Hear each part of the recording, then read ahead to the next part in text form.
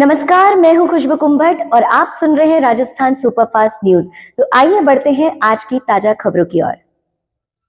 Rajasthan superfast news के लिए मैं आनंद कल्ला। बात आज जिस जगह हो रही है, जिस शख्सियत के साथ होगी, बिल्कुल वो बात जिसे हर कोई जानना चाहता है, डर रहा है क्या होगा क्या नहीं होगा। लेकिन हम जब इस बात को आपके सामने लेकर के आ रहे हैं, आज आप हर वो चीज आज ऐसे ही करते हुए भी नजर आ रहे हैं, लेकिन आपको मालूम ही नहीं कि आखिरकार हो क्या रहा है। हम आज बात करेंगे एआई के बारे में। जी हाँ, एआई जो एक भय है, वो भय आप में नहीं रहना चाहिए। भय को निकाला कैसे जाए, और जब तक इसके एक्सपर्ट व्यक्ति इसके बारे में अपनी बात नहीं रखते, तब तक एक समस्या बनी रहती है। और आज हम एक ऐसी ही शख्सियत जो इस क्षेत्र के अंदर अपना नाम रखती है, दुनिया भर में इस बात को पहुंचा रही है, उसी से मुलाकात करेंगे, सुप्रिया जी व्यास से। और जानना चाहेंगे कि पहले तो हम आपके इंट्रोडक्शन से ही आपकी शुरुआत करेंगे कि आपने जहां पढ़ाई की, जैसे की, और किस तरीके से इस क्षेत्र के अंदर आए। और उसके बाद फिर पहला सवाल भी उसके बाद यही रहेगा कि एआई आखिरकार है क्या। नमस्कार, मेरा नाम सुप्रिया है। मेरे बॉर्न एंड बॉटअप मेरा ओमान में हुआ है, मस्कट में। वहाँ पे मेरी स्कूलिंग हुई, मेरी पढ़ाई वहीं पे हुई है। और मैंने फिर वहीं पे मैंने मेरा ग्रेजुएशन किया है बिरला इंस्टीट्यूट ऑफ टेक्नोलॉजी से। इलेक्ट्रॉनिक्स एंड कम्युनिकेशन में रहा है मेरा इंजीनियरिंग। उसके बाद में मैं यहाँ पे आई। यहाँ पे मैंने सोचा कि कुछ अलग ट्राई करते हैं, तो मैंने यहाँ पे मेरा डिजिटल मार्केटिंग फील्ड में थोड़ा इंटरेस्ट था, तो उस लाइन में, उस क्षेत्र में मैं आगे बढ़ी। मैंने डिज़ाइनिंग सीखी, मैंने फिर अलग अलग प्लेटफॉर्म सीखे डिजिटल मार्केटिंग के, गूगल एड्स सीखे, मेटा एड्स सीखे। फिर ये उत्कर्ष में मैंने ये सारी चीज़ें अप्लाई की, वहाँ पे मैंने 5 साल जॉब की। फिर उसके बाद में एआई, जैसे आप सभी को पता है कि एआई बहुत ज़्यादा ट्रेंड में आ रहा था, तो मेरी शुरुआत से ही रुचि थी कि जो भी कुछ नया चल रहा होता है उसको सीखने का, स्किल पकड़ने का। तो फिर मैंने उस क्षेत्र में मेरी थोड़ी रुचि बढ़ाई, मैंने सर्टिफिकेशंस लिए उसमें।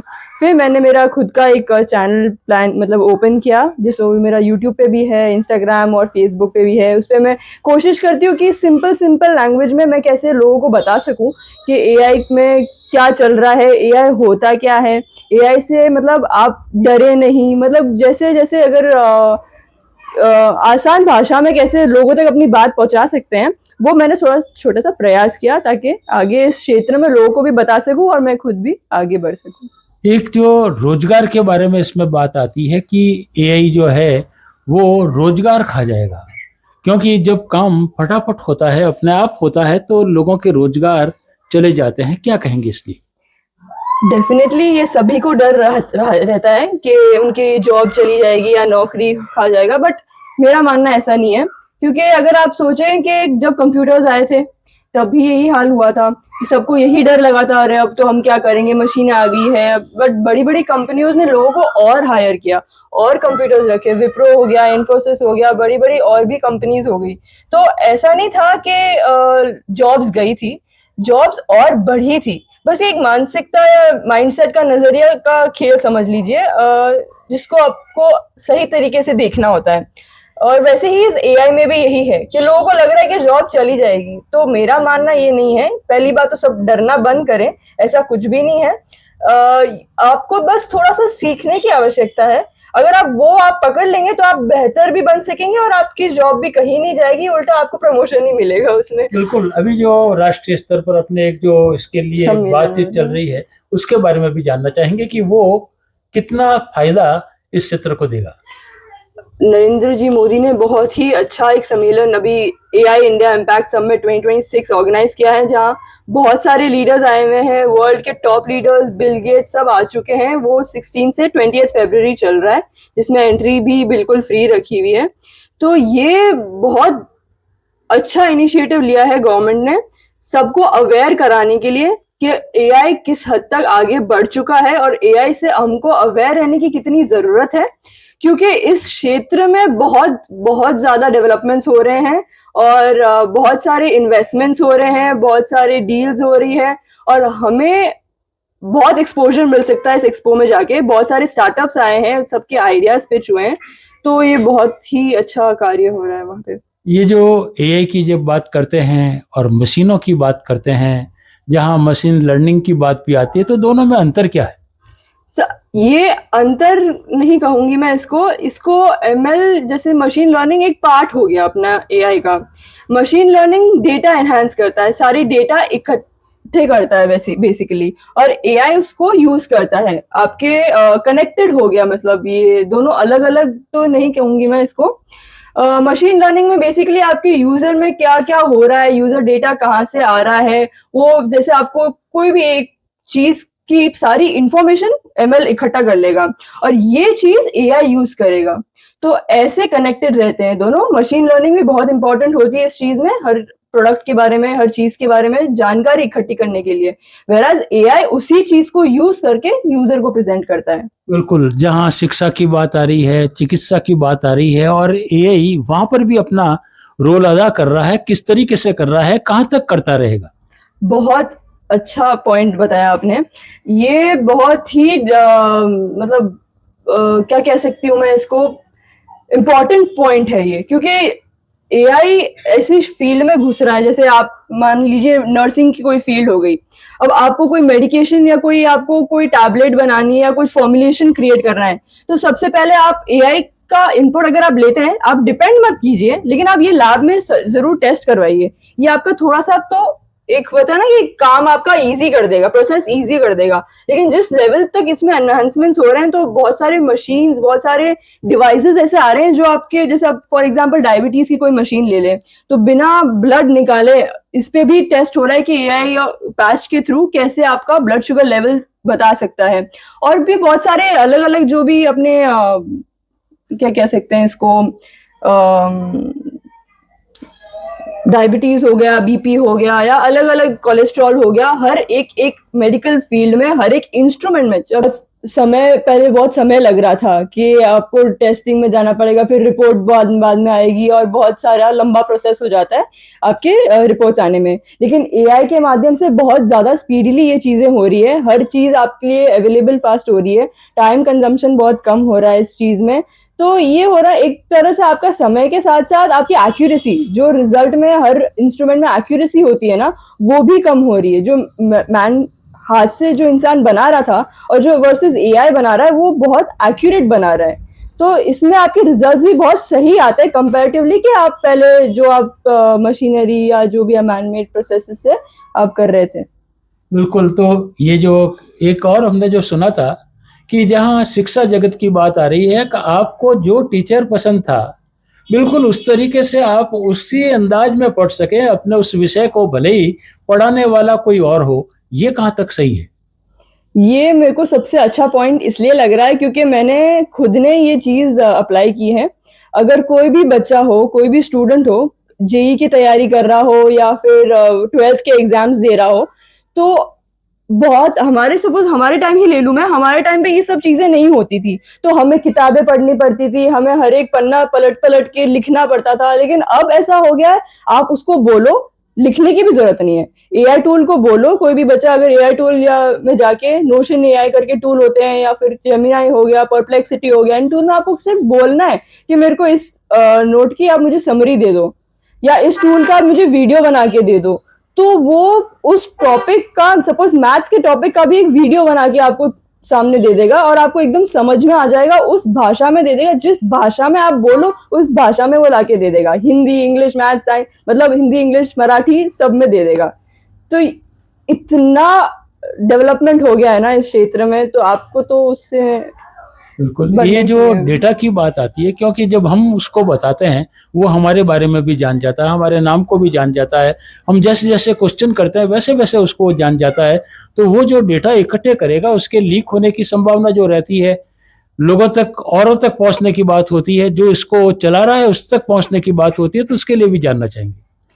ये एक बहुत मतलब कह सकती हूँ मैं कि सेंसिटिव इशू है, जो आजकल बहुत जगह में हो रहा है, क्योंकि ओटीपी के थ्रू भी फ्रॉड्स हो रहे हैं, कहीं डेटा आपका लीक हो रहा है। तो मैं ये कहना चाहूंगी, हमको थोड़ा सा अवेयरनेस बढ़ानी पड़ेगी इस विषय में, क्योंकि जो भी हम ऐप्स या जो भी टूल्स हम डाउनलोड कर रहे हैं, तो उसमें जो क्वेश्चंस आते हैं, ऐप डाउनलोड करते हैं, ट्रैक माई डेटा करके या ट्रैक माई गैलरी करके एक्सेस, वो हमें नहीं देना होता है। कोई कोई चीज़ें हमें खुद अवेयर होनी पड़ेगी कि कैसे हम अवेयर होके इन सारी चीज़ों को अवॉइड कर सके। देखो 100% तो हम किसी चीज़ को अवॉइड नहीं कर पाते हैं, लेकिन हमसे जितना होता है, जैसे फॉर एग्जांपल कोई आपको अननोन मैसेज आ रहा है, आप उसको डाउनलोड कर रहे हो, कोई अननोन लिंक पे आप क्लिक कर रहे हो, तो ये सारी चीज़ें तो हमारे हाथ में होती है।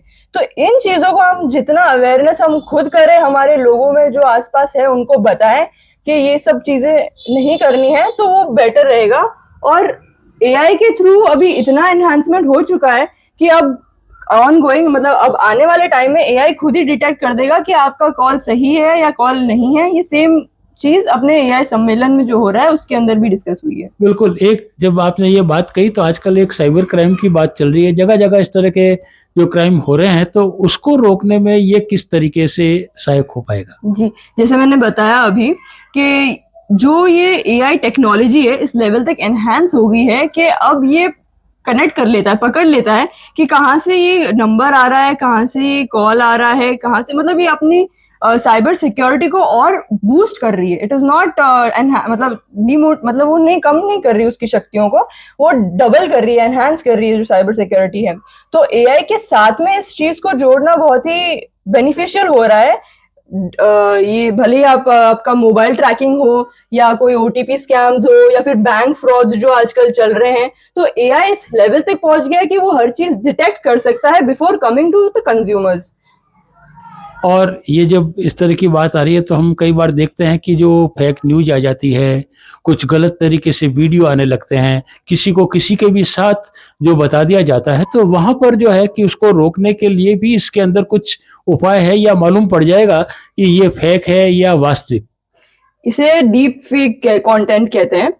तो ये कंटेंट जो बनता है, इस पे रूल्स एंड रेगुलेशंस के लिए गवर्नमेंट काम कर रही है, क्योंकि एआई के लिए अभी तक प्रॉपर कोई लॉ और ऐसा कुछ बना नहीं है, लेकिन इसको बनाने की बहुत ज्यादा नीड है और इस पे गवर्नमेंट काम भी करना शुरू कर चुकी है। क्योंकि ऐसी चीजें जो पब्लिश हो जाती है या क्रिएट हो जाती है, इनफैक्ट ये जो प्रॉम्प्ट जो दिया जाता है उस पे भी अब बैन लग चुका है। कोई ऐसी चीजें बनाने में या कुछ करने में, इसमें भी एआई जो टूल्स हो रहे हैं ना, वो एक्सेप्ट नहीं कर रहे हैं।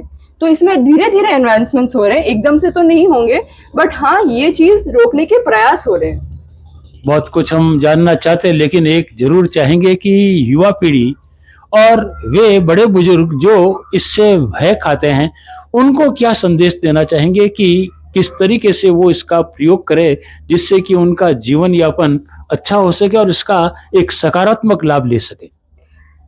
अगर बात करूं मैं हमारे जो सीनियर सिटीजन्स हैं उनके लिए, तो सबसे पहले मैं कहूंगी ये तो सब को रामबाण उपाय हो गया है उनके लिए। क्योंकि अब ना आपको धीरे दूर से या पास से टाइप करने की जरूरत है, ना आपको बहुत लंबे लंबे ईमेल लिखने की जरूरत है।